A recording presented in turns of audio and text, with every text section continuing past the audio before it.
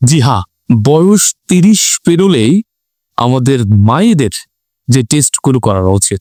আপনি ঠিক শুনেছেন। আপনার বয়স যদি ৩০ হয়ে থাকে, আপনার মায়ের বয়স যদি ৩০ হয়ে থাকে, আপনার ওয়াইফের বয়স যদি ৩০ হয়ে থাকে বা আপনার ফ্যামিলি মেম্বার্স কারো বয়স যদি ৩০ হয়ে থাকে, তাহলে উক্ত টেস্টগুলো করানো উচিত। যদি আপনি সঠিক সময়ে টেস্টগুলো না করেন, তাহলে কিন্তু বিপদ আপনার, আমার না। আমি তো জানি যে আসলে কেন করানো উচিত। আপনার যদি জানা থাকে তাহলে আপনি টেস্ট করান বা না করেন, তো জেনে তো রাখলেন, আপনি তো জানেন বিষয়টা। এই যে ভিডিও আমি করে থাকি, আমাকে সাবস্ক্রাইব করে রাখতে পারেন। ভিডিওটি সম্পূর্ণ দেখলে আপনার সময় নষ্ট হবে না। আপনাকে আমি কিছু জানাচ্ছি, আপনি কিছু জানতে পারছেন। আপনি একটা সং দেখলেন, একটা গান দেখলেন, একটা নাটক দেখলেন, কিছুই জানলেন না। আপনার স্বাস্থ্যের জন্য কি উপকার হলো? বরঞ্চ আপনি যে দেখলেন আপনার সময়টা নষ্ট হল। আর আমার ভিডিওর মধ্যে সবসময় আপনাদের সময়টাকে কাজে লাগানোর চেষ্টা করি। আমি কি বলছিলাম বলেন?